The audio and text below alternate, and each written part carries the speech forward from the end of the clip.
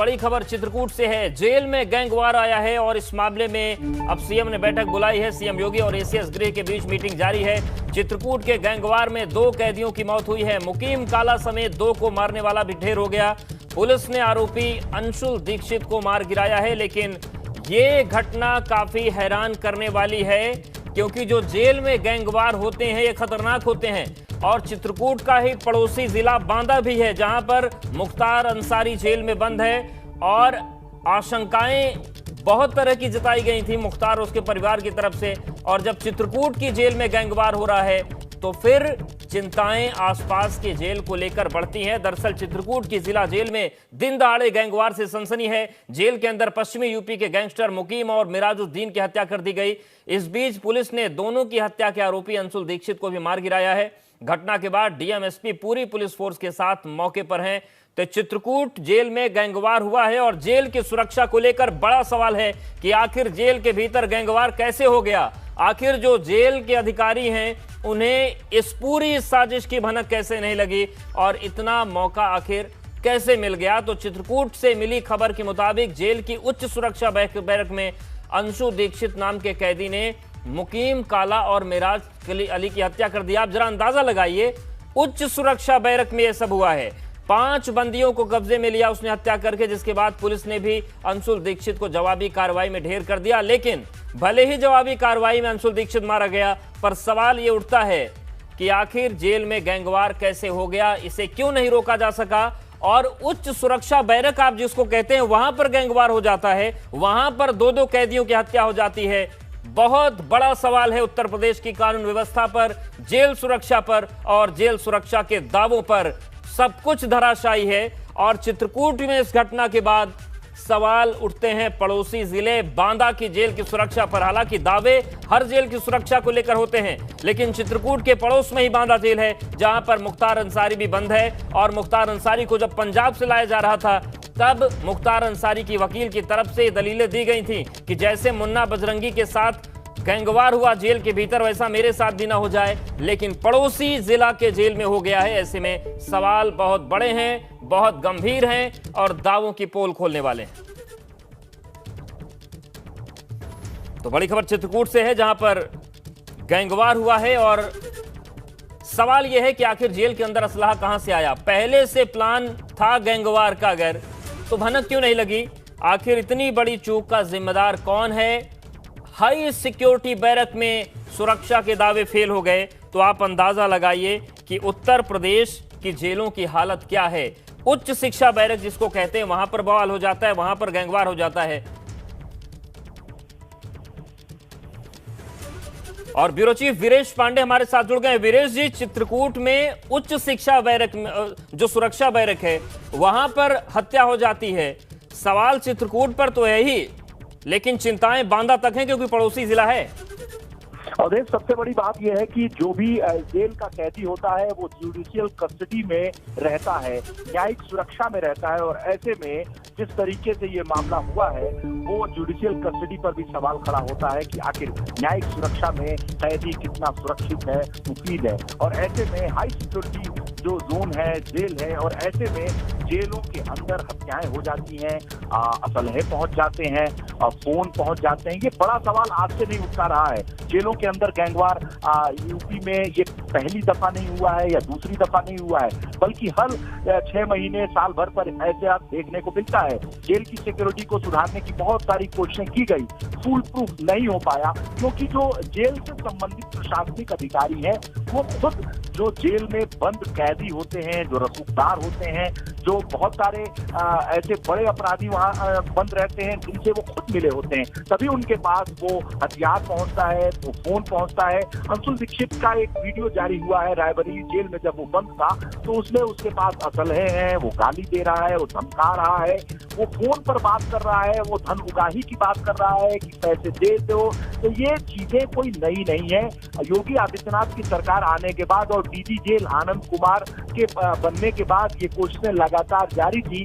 ये जो जेल पर काली छाया मंडराती रहती है और दाग और धब्बे लगे हैं, उसे कैसे मिटाया जाए। लाख कोशिशों के बावजूद भी ये आज तक खत्म नहीं हुआ, नहीं मिट पाया और आज देखने को मिला कि इतनी बड़ी हत्याएं हो गई। अपराध जगत के ये दो बड़े नाम थे, ऐसे में नहीं कि वो बहुत साधु संन्यासी संत थे और उनकी हत्या हो गई, लेकिन जेल के अंदर उनकी हत्या हुई है। एक बड़ा सवाल है और सवाल आपने पूछा कि बांदा में भी खतरा मंडरा रहा है, तो इसी वजह से तो जो तथाकथित डॉन है वो पंजाब से उत्तर प्रदेश की जेलों में आने के लिए, बचने के लिए वो किस रूप में, किस तरह से कवायद कर रहा था, लाख कोशिशें कर रहा था। सुप्रीम कोर्ट तक उसने गुहार लगाई कि उसे उत्तर प्रदेश की जेलों में न जाना पड़े। तो बांदा और चित्रकूट के बीच में कोई दूरी नहीं है। जिस तरीके से ये हमला हुआ है तो ये आशंका उसको लगता है कि इस तरह की चीजें हो सकती हैं। बांदा जेल में जब मुख्तार अंसारी बंद था पंजाब के रोपड़ जेल में जाने से पहले, तो वो वाकया याद कीजिए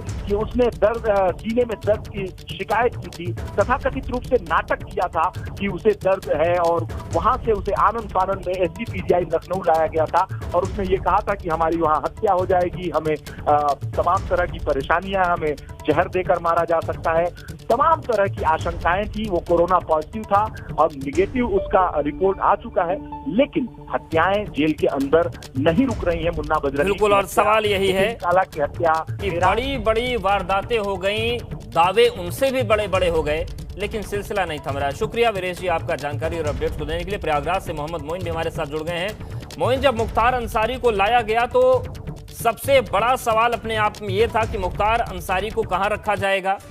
जेल की सुरक्षा को लेकर भी दावे किए गए प्रशासन की तरफ से कि हमारी जितनी भी जेलें हैं बड़ी सुरक्षित हैं, लेकिन जो भी सुरक्षा के दावे किए थे उनकी तो पोल खुल गई।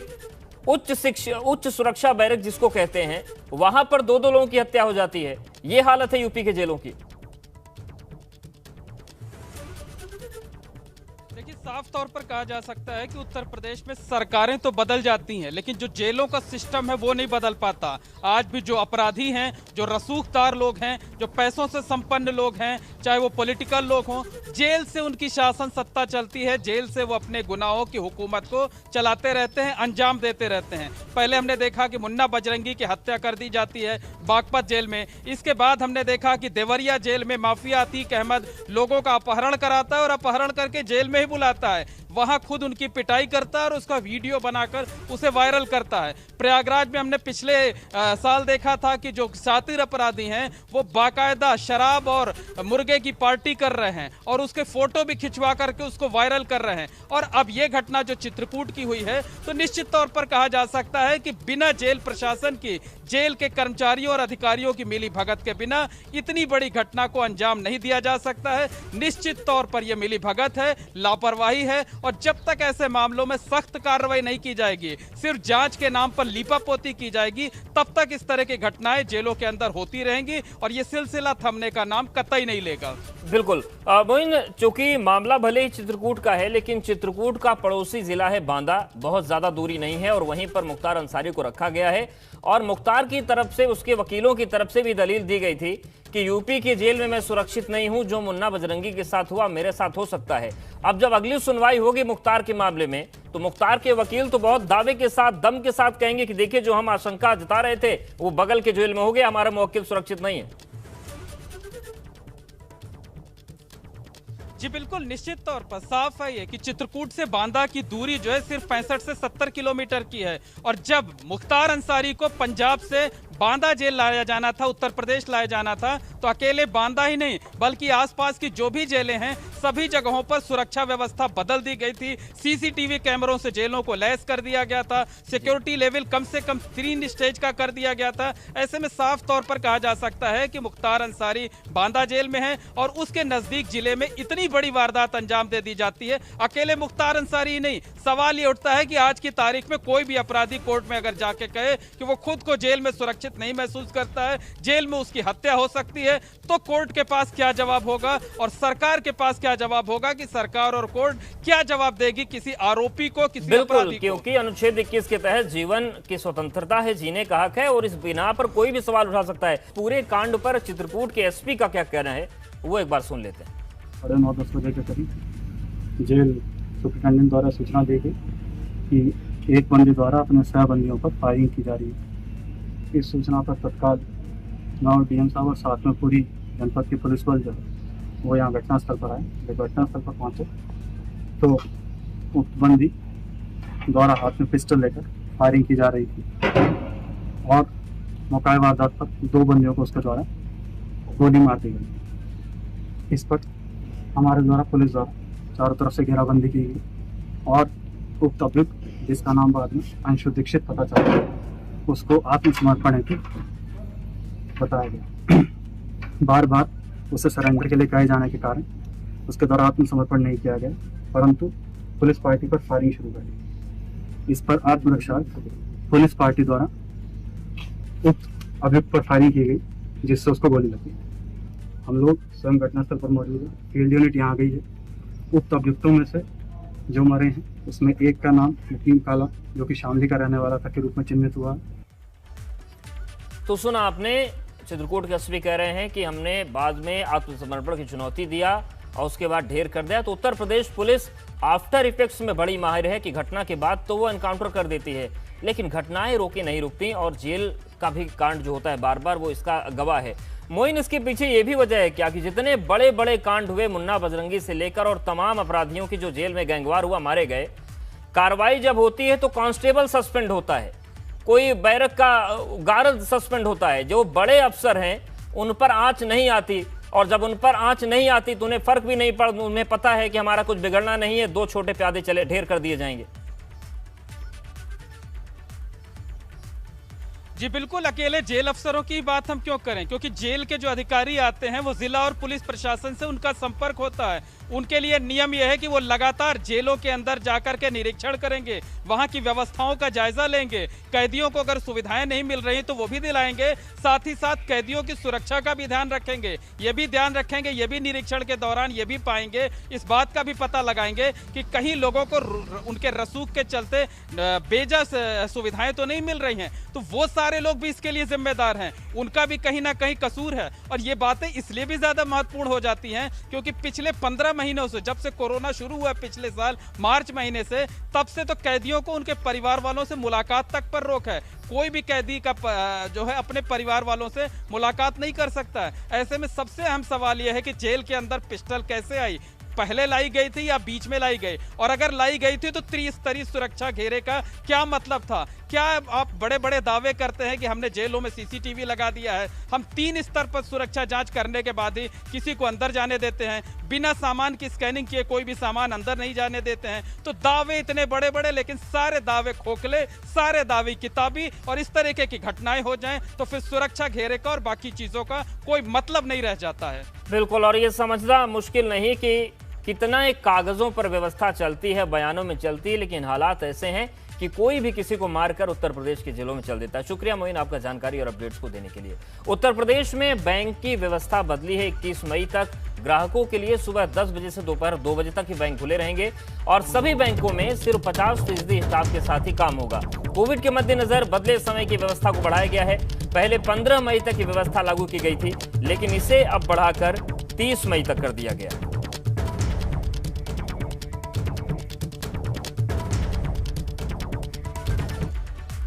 उत्तर प्रदेश में कोरोना के नए केसों में लगातार कमी आ रही है। बीते 24 घंटे में 2500 से ज्यादा कम केस मिले। एक दिन में 15,000 नए मरीज आए हैं, 26,000 ठीक हुए हैं। यूपी में एक्टिव केसों की संख्या 2 लाख से कम अब हो गई है। तो आंकड़े लगातार घट रहे हैं और आज 15,000 के पास आंकड़े पहुंच गए, तो एक्टिव केस 2 लाख से कम हो गए हैं। 17,775 मामले कल आए थे, आज 15,000 आए हैं। हालांकि जो मौत के आंकड़े हैं वो चिंता का विषय बने हुए हैं। जो स्वास्थ्य सेवाओं की गुणवत्ता है उसमें भी सवाल बने हुए हैं, लेकिन आंकड़ा घट रहा है।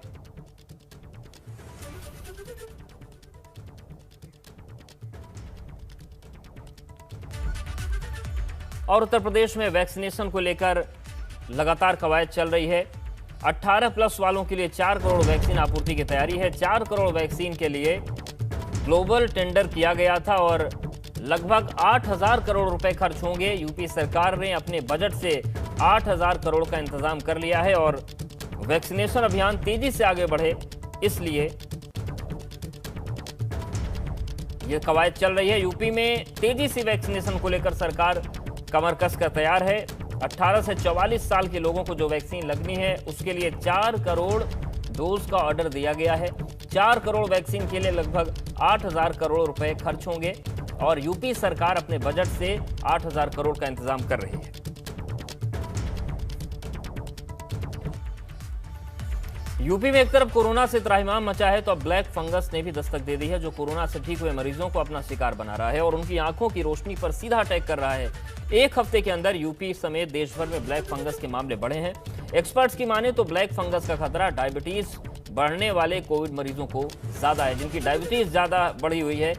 ऐसे कोरोना मरीजों में ब्लैक फंगस का खतरा बहुत ज्यादा बढ़ गया है और इसके मामले लगातार सामने आ रहे हैं। मथुरा में कोविड से ठीक हुए 3 मरीजों में ब्लैक फंगस की पुष्टि हुई है। लखनऊ, वाराणसी, मेरठ, गाजियाबाद समेत कई जिले में ये मामले सामने आए हैं और यूपी में ब्लैक फंगस के बढ़ते मामलों से खौफ है। हालांकि कल मुख्यमंत्री योगी आदित्यनाथ जब आगरा गए थे तो उन्होंने बोला था वहां से कि यूपी सरकार एक विस्तृत प्लान बना रही है कि ब्लैक फंगस से लड़ा जाए, लेकिन मामले लगातार बढ़ रहे हैं। ब्लैक फंगस को म्यूकार मायोकोसिस भी कहा जाता है। इम्यूनिटी लो होने पर ब्लैक फंगस तेजी से शरीर को जकड़ना शुरू कर देता है।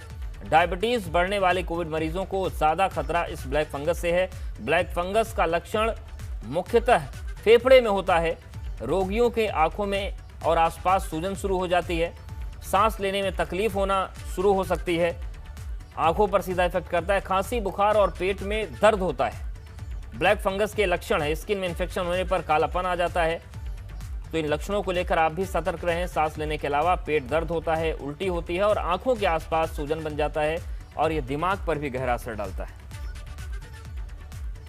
और नोएडा के कैलाश अस्पताल में भी ब्लैक फंगस का मामला सामने आया है, जहां पर बरौला गांव के रहने वाला शख्स कोविड से ठीक होने के बाद ब्लैक फंगस का शिकार हुआ और उसकी आंखों की रोशनी लगभग जा चुकी है।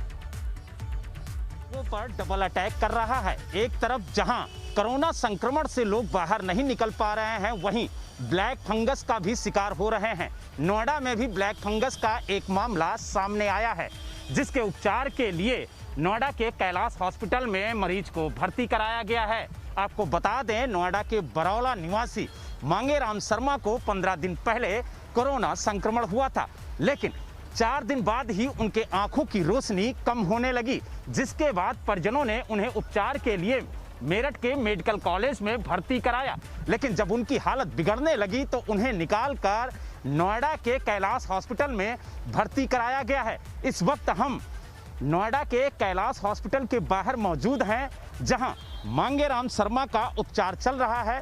उनकी स्थिति कैसी है और डॉक्टरों का क्या कहना है, इसी पर बात करने के लिए हमारे साथ उनके बेटे मौजूद हैं। हम उन्हीं से जानने की कोशिश करेंगे कि उनके पिता की क्या स्थिति है इस वक्त। क्या नाम है आपका?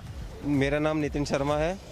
और नितिन जी, ये बताइए कि आपके पिता की क्या स्थिति है? उनके आंखों की रोशनी वापस आई है या अभी भी रोशनी नहीं आई है? नहीं सर, अभी नहीं आई है। जो आंखों के डॉक्टर हैं उन्होंने देखा है तो बोले कि मतलब आंखों का जो विजन है बिल्कुल चला गया है और दोनों आंखें उनकी बंद हो चुकी हैं। दोनों आंखें खुल नहीं रही है, वो बिल्कुल देख नहीं पा रहे हैं और डॉक्टरों ने यही कहा है कि विजन तो बिल्कुल गया है, बाकी ट्रीटमेंट कर रहे हैं। आपने देखा कि उनके परिजनों का कहना है कि डॉक्टर उपचार कर रहे हैं, लेकिन अभी कुछ कह पाना जल्दबाजी होगी, क्योंकि डॉक्टरों की टीम का साफ तौर से कहना है कि ब्लैक फंगस इन्हें काफ़ी हद तक अपनी जद में ले चुका है, लिहाजा उपचार किया जा रहा है और उम्मीद जताई जा रही है कि जल्द ही उन्हें स्वस्थ कर लिया जाएगा। लेकिन अभी जो हालात हैं वो बहुत ज़्यादा खराब हैं। नोएडा से वीडियो जर्नलिस्ट वीरपाल के साथ बलराम पांडे, एबीपी गंगा।